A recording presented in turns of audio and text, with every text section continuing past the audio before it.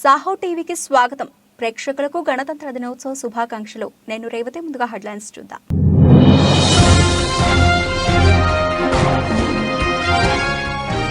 Venkaiah Naidu megastar చిరంజీవికి పద్మ విభూషణ్, పద్మ అవార్డులు ప్రకటించిన కేంద్రం.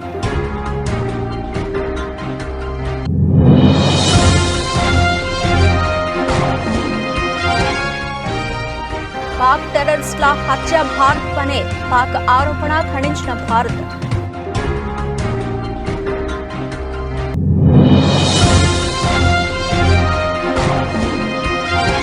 మహిళా శక్తిని చాటనున్న రిపబ్లిక్ డే. ఎర్రకోటలో అమరాన్నందిన గణతంత్ర దినోత్సవ వేడుకలు.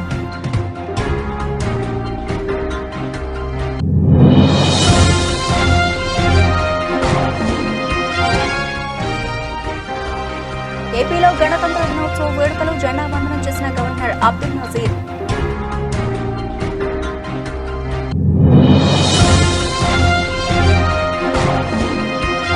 పబ్లిక్ గార్డెన్ లో రిపబ్లిక్ డే వేడుకలు. త్రివర్ణ పతాకాన్ని ఆవిష్కరించిన గవర్నర్ తమిళిసై.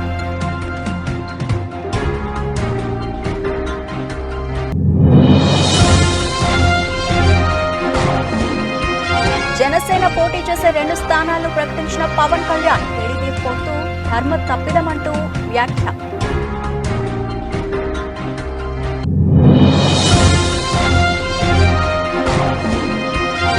ఆసీస్ ను వణికిస్తున్న వెన్నిస్ పేసర్లు. 24 పరుగులకే 4 వికెట్లు.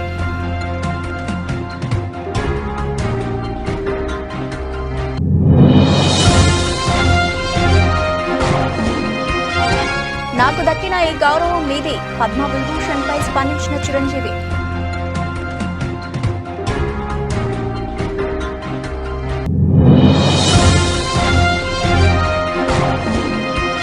మార్కెట్లను ముంచిన ఎఫ్పిఐలు. 71,000కు దిగువకు సెన్సెక్స్.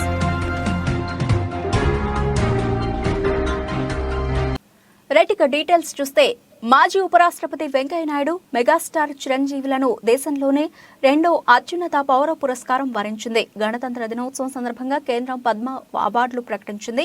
పద్మ పురస్కారాల జాబితాలో పద్మ విభూషణ్ అవార్డుకు వెంకయ్య నాయుడు, చిరంజీవి ఎంపికయ్యారు. 2006లో చిరంజీవి పద్మభూషణ్ పురస్కారం అందుకున్నారు. ఇప్పుడు పద్మ విభూషణ్ కు ఎంపిక కావడం విశేషం. మెగాస్టార్ చిరంజీవి, వెంకయ్య నాయుడు సహా 5గురికి పద్మ విభూషణ్ ను ప్రకటించింది కేంద్రం. కళారంగంలో విశిష్ట సేవలు అందించినందుకు గాను కోణిదెల చిరంజీవి ఆంధ్రప్రదేశ్, వైజయంతిమాల తమిళనాడు, పద్మ సుబ్రహ్మణ్యం తమిళనాడు, ప్రజా వ్యవహారాల్లో వెంకయ్య నాయుడు ఆంధ్రప్రదేశ్, సామాజిక సేవకు గాను బీహార్కు చెందిన బిందేశ్వర పాఠక్ మరణానంతరాన్ని 2వ అత్యుత్తమ పురస్కారం వరించింది. ఇక గణతంత్ర దినోత్సవాన్ని పురస్కరించుకుని 2024 ఏడాదికి దేశంలో 2వ అత్యున్నత పౌర పురస్కారాలైన పద్మ అవార్డులు ప్రకటించింది కేంద్రం. మొత్తం 132 మంది పద్మ పురస్కారాలకు ఎంపికయ్యారు. వీరిలో 5గురికి పద్మ విభూషణ్, 17 మందికి పద్మభూషణ్, 110 మందికి పద్మశ్రీలు దక్కాయి. వీరిలో తెలుగు రాష్ట్రాలకు చెందిన వారు 8 మంది ఉన్నారు. పద్మ విభూషణ్ పురస్కారం 2 తెలుగు వారికి దక్కింది. మాజీ ఉపరాష్ట్రపతి వెంకయ్యనాయుడు, మెగాస్టార్ చిరంజీవి పద్మ విభూషణ్ పురస్కారానికి ఎంపికయ్యారు. ఇక తెలంగాణలో 5గురికి, ఏపీలో 1కి పద్మశ్రీ అవార్డులు వరించాయి. నారాయణపేట జిల్లా దామరగిద్ద గ్రామానికి చెందిన బుర్రవీణ వాయిద్యకారుడు దాసరి కొండప్ప, జనగామ జిల్లాకు చెందిన యక్షగాన కళాకారుడు గడ్డం సమ్మయ్య, వేణు ఆనందాచారి, కేతావత్ సోమ్లాల్, కూరెళ్ల విఠలాచార్య పద్మశ్రీకి ఎంపికయ్యారు. ఇక ఏపీ నుంచి హరికథా కళాకారిణి ఉమామహేశ్వరి కూడా పద్మశ్రీ పురస్కారం అందుకోనున్నారు.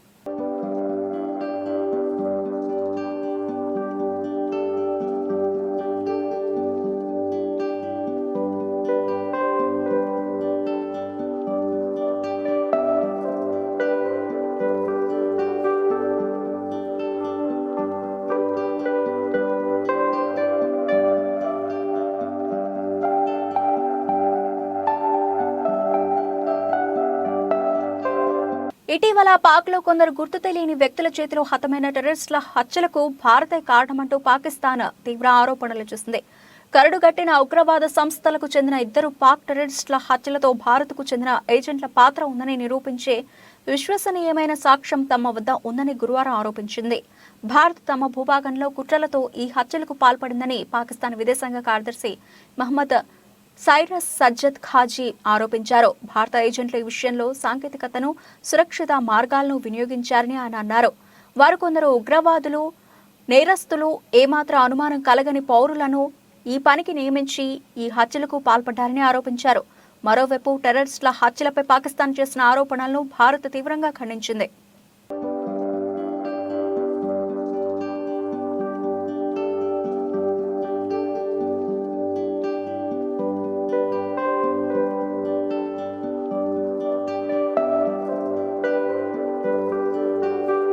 దేశం మొత్తం గణతంత్ర దినోత్సవ శోభతో కళకళలాడుతోంది.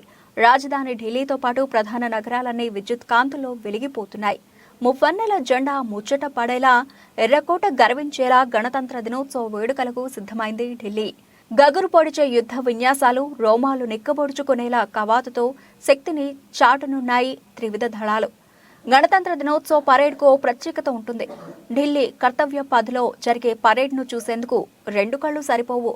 భారత త్రివిధ దళాలు చేసే కవాతు, అద్భుత యుద్ధ విన్యాసాలు రోమాలు నిక్కబొడుచుకునేలా ఉంటాయి. అయితే ఈసారి పరేడ్లో నారీ శక్తి ప్రత్యేక ఆకర్షణగా నిలవబోతోంది. త్రివిధ దళాల్లోని మహిళా శక్తి చేయబోయే కవాతు, యుద్ధ విన్యాసాలు ఆకట్టుకోనున్నాయి. 114 మంది మహిళా బృందం ఒకేసారి మార్చ్ ఫాస్ట్ చేయనుంది.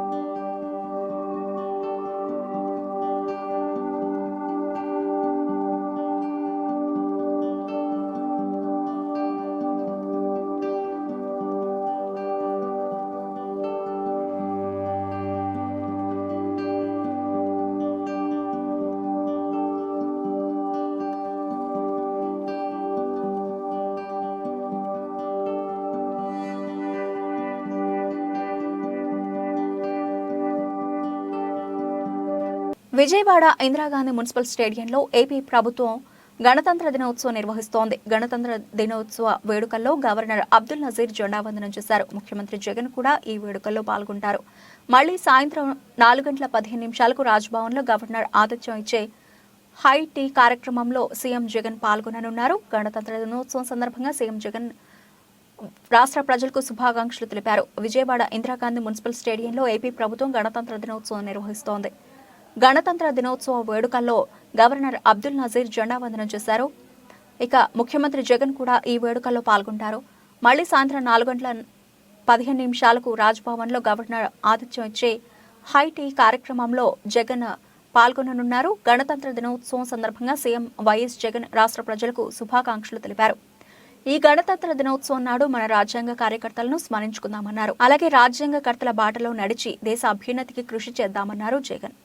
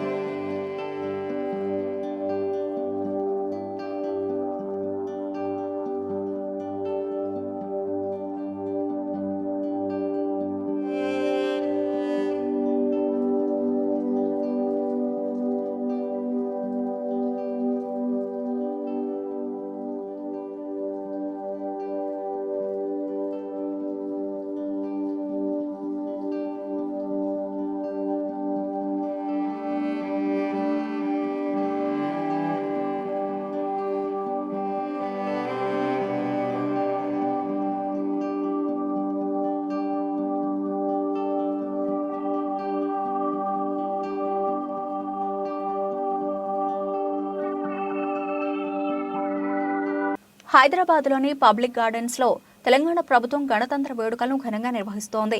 గణతంత్ర వేడుకల్లో గవర్నర్ తమిళిసై త్రివర్ణ పతాకాన్ని ఆవిష్కరించారు. రాష్ట్ర ముఖ్యమంత్రి రేవంత్ రెడ్డి కూడా ఈ వేడుకల్లో పాల్గొన్నారు. రిపబ్లిక్ వేడుకల కోసం పబ్లిక్ గార్డెన్ ను అధికారులు సిద్ధం చేశారు. సీఎంతో పాటు మంత్రులు, ఐఏఎస్ అధికారులు ఈ కార్యక్రమానికి హాజరయ్యారు. గవర్నర్ తమిళిసై జెండా ఆవిష్కరణ చేసిన తర్వాత రాష్ట్ర ప్రజలను ఉద్దేశించి ప్రసంగించారు. పోలీసుల కవాతు ప్రత్యేక ఆకర్షణగా నిలిచింది. గణతంత్ర దినోత్సవ నవోత్సవ హర్షోత్సవ వేళ ఇదిగో జాతీయ పతాకావిష్కరణ గౌరవ Kindly arise for the national anthem. Officers in uniform will salute. Parade! Rashtriya salute! Salame! Shast!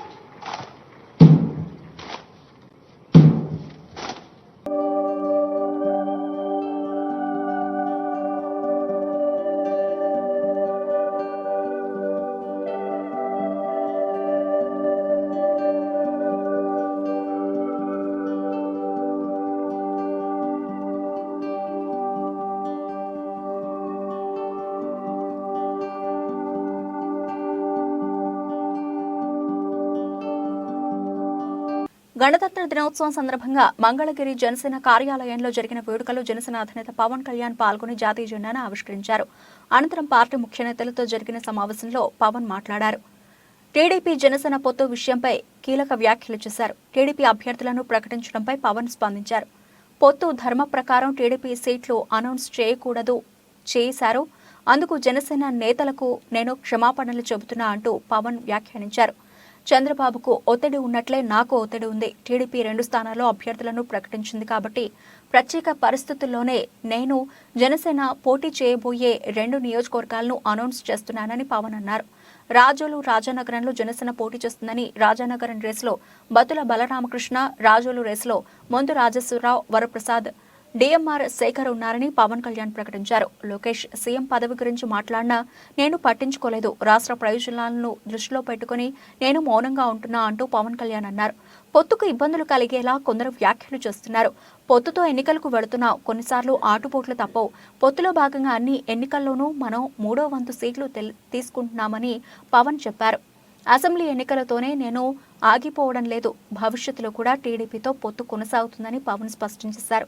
ఎన్ని స్థానాలు తీసుకోవాలో నాకు తెలుసు, ఏమీ తెలియకుండా నేను రాజకీయాలకు వచ్చానని అనుకుంటున్నారా అంటూ జన సైనికులను పవన్ ప్రశ్నించారు. 2019 ఎన్నికల్లో 150 స్థానాల్లో పోటీ చేసిన వాళ్ళం. గత ఎన్నికల్లో 18 లక్షల ఓట్లు సంపాదించాం. మనం ఒంటరిగా పోటీ చేస్తే సీట్లు సాధిస్తాం, కానీ ప్రభుత్వాన్ని ఏర్పాటు చేయలేమని పవన్ అన్నారు. జగన్ ప్రభుత్వం 2024లో మళ్లీ అధికారంలోకి రాకూడదు. టీడీపీతో పాటు జగన్ మనల్ని కూడా వదలడం లేదు. సొంత చెల్లిని వదలని వ్యక్తి మనల్ని వదులుతాడా? వైఎస్ జగన్ కు ఊరంతా శత్రువులే ఉన్నారు. వైసీపీ నేతలకు కష్టం వస్తే నా దగ్గరకు రావాలంటూ అన్నారు. వారు 2 సీట్లు అనౌన్స్ చేశారు కాబట్టి ప్రత్యేక పరిస్థితుల్లో, నేను కూడా ప్రత్యేక పరిస్థితుల్లో ఈ రోజున రిపబ్లిక్ డే రోజున నేను కూడా ప్రత్యేక పరిస్థితుల్లో వాళ్ళు 2 సీట్లు అనౌన్స్ చేశారు కాబట్టి నేను కూడా 2 సీట్లు అనౌన్స్ చేస్తున్నాను ఈ రోజున. అది పరిస్థితులు అలాంటివి.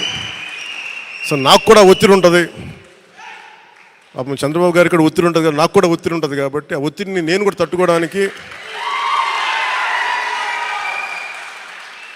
రిపబ్లిక్ డే రోజున నాకు ఆర్ అక్షరం బాగుందనిపించింది. రిపబ్లిక్ డే RRR లాగా రిపబ్లిక్ డే రోజున రాజోలు రాజానగరం సీట్లు నేను అనౌన్స్ చేస్తాను. సో ఈ రిపబ్లిక్ డే రోజున అందరం బాగుండాలి, అద్భుతాలు జరగాలి మనస్ఫూర్తిగా కోరుకుంటూ, రాష్ట్ర ప్రజలకి బంగారు భవిష్యత్తు జనసేన తెలుగుదేశం ప్రభుత్వం ఇస్తాయని మనస్ఫూర్తిగా కోరుకుంటూ, ఈ పర్యాయం నన్ను నమ్మండి, వ్యూహం నాకు వదిలేయండి. ఏ వ్యూహం వేసినా నన్ను సంపూర్ణంగా నమ్మండి. నేను విహంగ వీక్షణం చేస్తాను, మీరు నన్ను నమ్మండి. నాకు దశాబ్దం అడగట్లా, ఈ ఎన్నికలు దాటనివ్వండి, 5 సంవత్సరాలు టైం ఇవ్వండి. నాకు మీ గౌరవానికి ఏమాత్రం భంగం వాటిల్లకుండా మన నాయకులకి ప్రతి ఒక్కరికి గుర్తించే బాధ్యత నేను సంపూర్ణంగా తీసుకుంటాం. ఈసారి కలిసి పనిచేద్దాం. ఎప్పుడు విడిపోయి మనం పలచన పడిపోయాం. ఈసారి కలిసి ఉందాం, చిక్కగా ఉందాం. ఎవరో నాకు కితాబిస్తే నా విలువ ఎక్కువ కాదని, కితాబు ఇవ్వకపోతే నా విలువ తక్కువ కాదని పిసిసి చీఫ్ వైఎస్ షర్మిలారెడ్డి అన్నారు. ఈ సందర్భంగా ఆమె మాట్లాడుతూ, నేను వైఎస్ఆర్ రక్తం, రాజశేఖర రెడ్డి వైఎస్ రాజశేఖర రెడ్డి అయినప్పుడు ఆయన బిడ్డ వైఎస్ షర్మిలారెడ్డి కాకుండా ఎలా పోతుంది? మనవడు రాజారెడ్డికి ఆ పేరు పెట్టింది వైఎస్ఆర్. నిజం ఎప్పుడూ నిలకడగా నిలుస్తుంది. వైఎస్ఆర్ ఆశయాల కోసమే నేను కాంగ్రెస్ లో చేరాను. నా దగ్గరి మనుషులు కూడా ఎన్నెన్నో మాట్లాడుతున్నారని ఆరోపించారు. ఎవరో నాకు కితాబిస్తే నా విలువ ఎక్కువ కాదు, ఎవరో నాకు కితాబు ఇవ్వకపోతే నా విలువ తక్కువ కాదు. నేను రాజశేఖర రెడ్డి రక్తం, రాజశేఖర రెడ్డి గారు వైఎస్ రాజశేఖర రెడ్డి గారు అయినప్పుడు ఆయన బిడ్డ వైఎస్ షర్మిలారెడ్డి కాకుండా ఎలా పోతుంది? ఆయన మనవడు రాజశేఖర రెడ్డి గారు మరీ ముఖ్యంగా కోరుకొని మా నాన్న పేరు పెట్టుకుంటాను అని వైఎస్ రాజారెడ్డి అని పేరు పెడితే ఆ మనవడికి ఆ పేరు కాకుండా ఎలా పోతుంది? ఎవరు ఎన్నైనా మాట్లాడచ్చు వాళ్ళ స్వార్థం కోసం, కానీ నిజం ఎప్పటికీ నిలకడగానే నిలుస్తుంది. నేను రాజశేఖర రెడ్డి గారి రక్తాన్ని, ఆయన ఆశయాలను కాపాడటం కోసమే ఈరోజు కాంగ్రెస్ పార్టీలో ఇంత గట్టిగా ఆంధ్ర రాష్ట్రానికి వచ్చి పోరాటం చేస్తున్నాం. మీరు ఎన్నైనా మాట్లాడొచ్చు. ఈరోజు పొద్దున చాలా దగ్గరి మనుషులు కూడా చాలా విచిత్రమైన, చాలా బాధ కలిగించే కామెంట్స్ చేశారు. కొండా రాఘవరెడ్డి అన్న నాకు కానీ నా కుటుంబానికి కానీ దగ్గర అనుకున్నాం, కానీ ఈరోజు ఆయన కూడా నా మీద నేను పాదయాత్ర ఎందుకు చేశాను అన్న దాని మీద ఆయన ఏదో అక్కడ ఉన్న ఈ 56 నెలల్లో చేసిన అభివృద్ధి గురించి సీఎం వైఎస్ జగన్ మాట్లాడితే దాన్ని ఎల్లో మీడియా వక్రీకరించిందని వైఎస్ఆర్సీపీ రాష్ట్ర ప్రధాన కార్యదర్శి సజ్జల రామకృష్ణారెడ్డి తెలియజేశారు. జగన్మోహన్ రెడ్డి గారి విలక్షణమైన వ్యక్తిత్వం. ఆయన రాజకీయాల్లో రాజకీయ నాయకుడిగా, పార్టీ అధ్యక్షుడిగా సరే ఆయన ఏది తన హక్కు అనుకోరు. చంద్రబాబు అనుకుంటాడు, ఎందుకంటే తను ఎప్పుడు బాధ్యతతో అధికారం లెక్క రాల. అందుకే చంద్రబాబు నాయుడు వస్తే ఈ రోజు వస్తే 2075లో ఏం చేస్తానో చెప్తాడు. తను ఉండేది ఎంతకాలం ఉంటాడో ఫిజికల్గా అది లెక్క పక్కకు తీస్తే 50, 75 పెంచుకుంటూ పోతాడు. కానీ మన దేశంలో ఉన్న దీని ప్రకారం, మన రాజ్యాంగం ప్రకారం, మన ఎన్నికల వ్యవస్థలో 5 ఏళ్లకే ప్రజలు ఇచ్చింది అధికారం. ఆ స్పృహ పూర్తిగా జగన్మోహన్ రెడ్డి గారికి ఉంది కాబట్టి ఆ రోజైనా ఎన్నికలు 19 ఎన్నికలకు ముందైనా ఇప్పుడైనా ప్రజలే మొత్తం నిర్ణేతలు, ఓటర్ మొత్తం నిర్ణయిస్తారు. మనకున్న కాల పరిమితి 5 ఏళ్లు. 5 ఏళ్ల తర్వాత ఫ్రెష్గా వెళ్ళాలి, మళ్ళీ బ్లెస్సింగ్స్ కోరాలి. ఆ కోరేటప్పుడు మనం ఏమేం చేశామో చెప్పుకోగలగాలి. 19కి ముందు హోప్ క్రియేట్ చేశారు, ఇప్పుడు ఆ హోప్ను రియలైజ్ చేశారు కాబట్టి ఇవి చెప్పుకొని వెళ్తామంటూ ఆ కాంటెక్స్ట్లో క్వశ్చన్ మీరు గమనించారు. ఏమడిగాడు ఆయన? అడిగినవి రాజ్దీప్ సర్దేశాయ్ ఏమడిగాడు? వస్తుంటే ఒక పాప వచ్చి ఈ ట్యాబ్ మీరే ఇచ్చారు.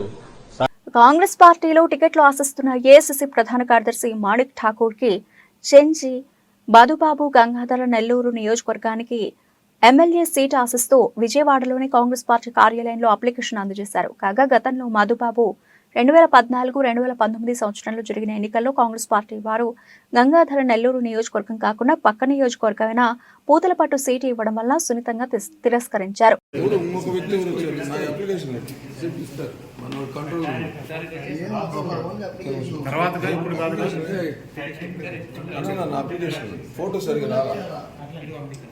పక్కన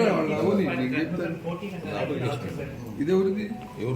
ఇదెవరిదండి? ఇది బాబు ఎక్కడ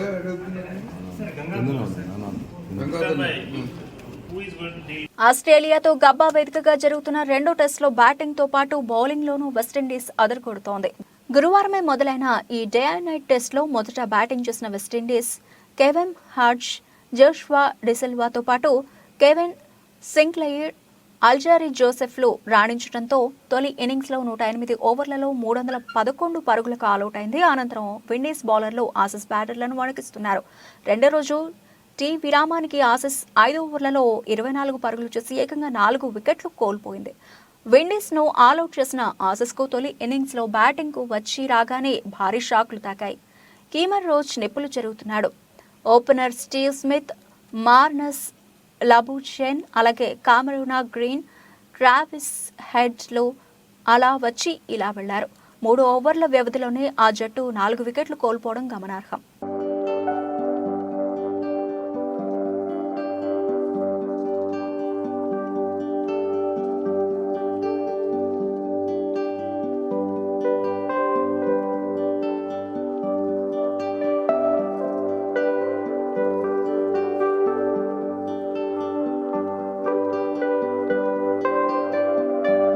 టాలీవుడ్ మెగాస్టార్ గా చెరగని ముద్ర వేసుకున్న కొణిదెల చిరంజీవికి అరుదైన గౌరవం దక్కింది.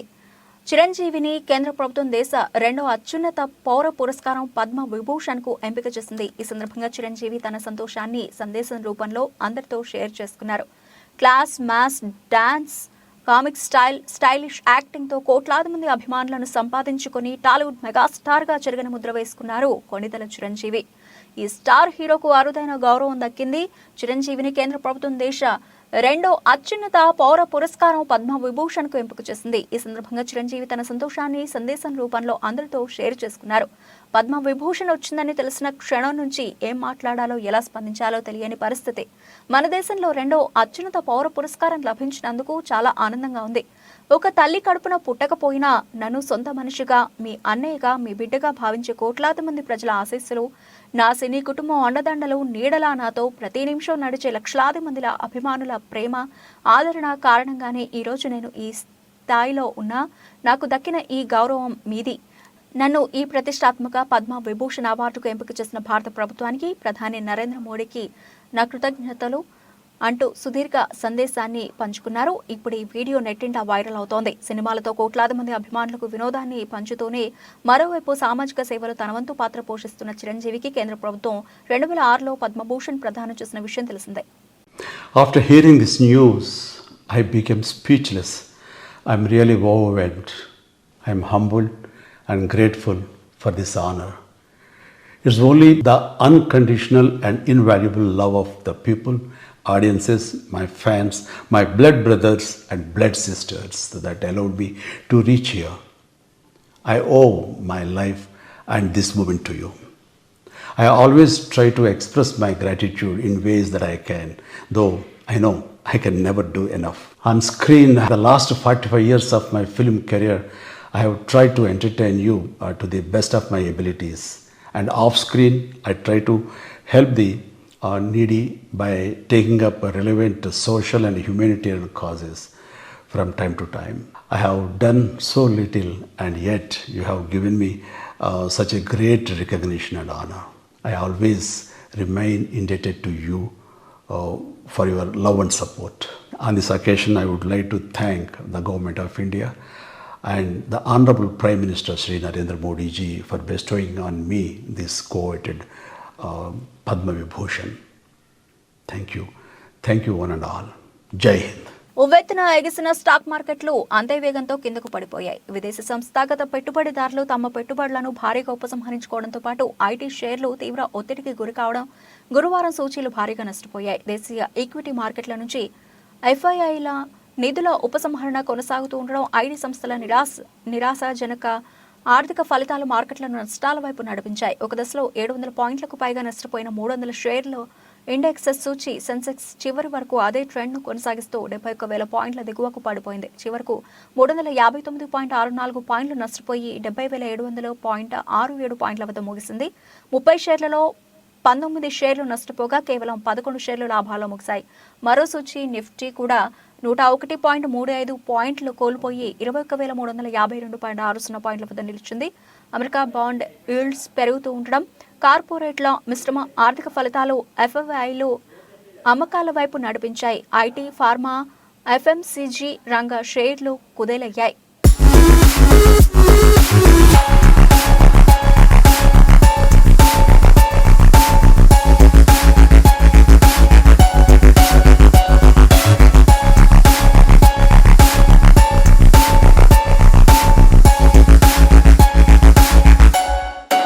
బులెటిన్ ముగించే ముందు హెడ్లైన్స్ మరోసారి.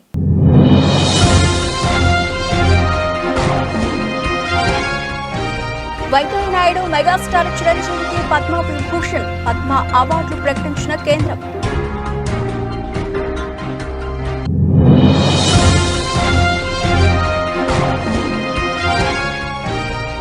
పాక్ టెర్రరిస్టుల హత్య భారత్ పనే పాక్ ఆరోపణ ఖండించిన భారత్.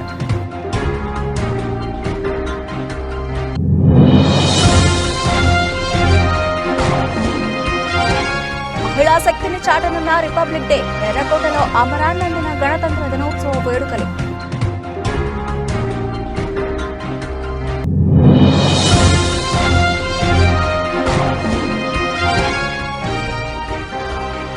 ఏపీలో గణతంత్ర దినోత్సవ వేడుకలు, జెండా వందనం చేసిన గవర్నర్ అబ్దుల్ నజీర్.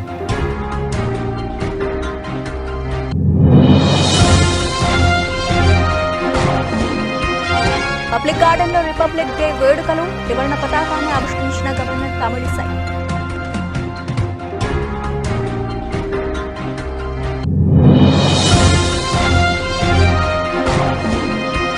జనసేన పోటీ చేసే 2 స్థానాలను ప్రకటించిన పవన్ కళ్యాణ్. టీడీపీ పొత్తు కర్మ తప్పిదమంటూ వ్యాఖ్య.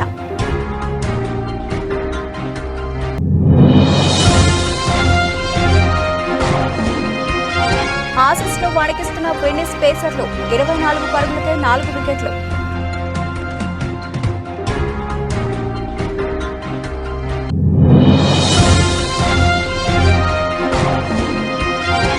నాకు దక్కిన ఈ గౌరవం మీది, పద్మ విభూషణ్ పై స్పందించిన చిరంజీవి.